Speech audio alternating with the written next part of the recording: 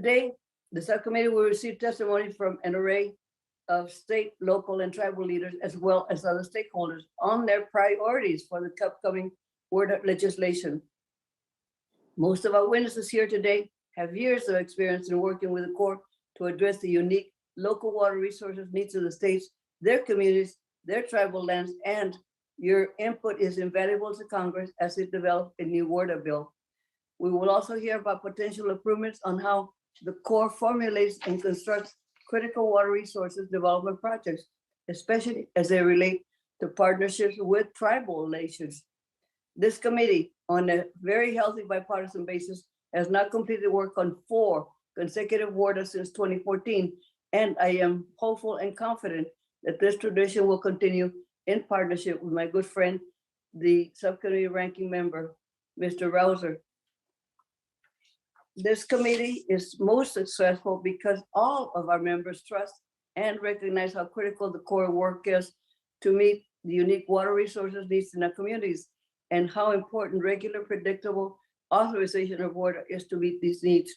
However, as I noticed on last WORDA hearing in January, all of the projects and studies authorized in WORDAs need appropriated funds for communities to realize the full navigation, flood control, water supply, and environmental benefits that these projects provide. Fortunately, under the leadership of President Biden, Congress responded by enacting bipartisan Infrastructure Investment and Jobs Act, which provides $17.1 billion to the Corps to carry out critical construction, operation, and maintenance activities in every corner of the United States. How critical is this historic funding? Well, the Chief of Engineers testified that it provides a once-in-a-generation window of opportunity to deliver water resources, infrastructure programs, and projects that will positively impact the lives of communities across this great nation. Let me repeat, a once-in-a-generation opportunity to fund the projects and the studies that we authorize through our regular WORDA bills. For example, the bipartisan infrastructure bill known as BIL funds the initial elements of the Los Angeles River Ecosystem Restoration Project, a critical project to the future of my constituents and the whole Los Angeles region. The BIL also provides close to $1.1 billion to restore Florida's Everglades ecosystem, historic funding levels that would greatly advance efforts, as well as funding for the Brandon Road aquatic nuisance species barrier protecting the Great Lakes.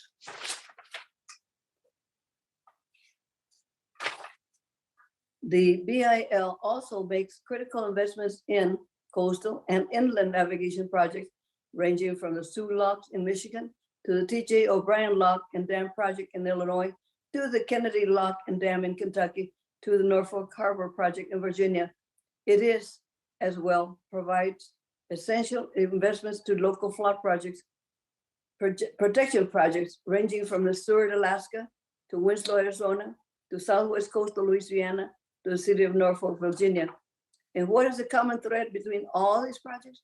All received their authorizations through recent WORDA legislation, but can and now finally will proceed to construction because of the enactment of the bipartisan infrastructure law.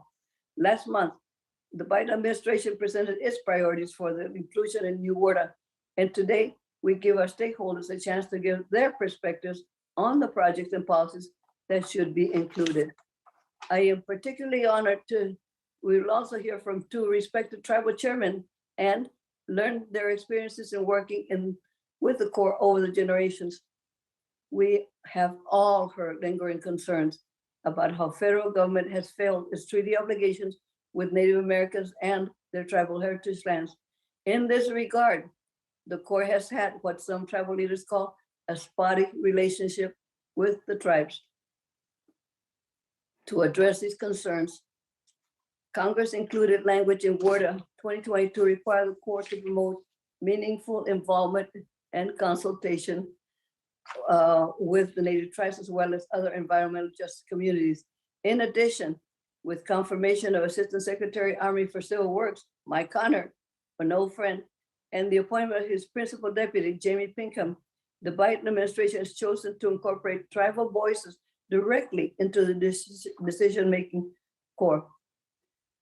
Between these two actions, it is my hope to formally ingrain a new culture of cooperation between the Corps and the Native Americans in the formulation of water resource projects and other core regulatory actions.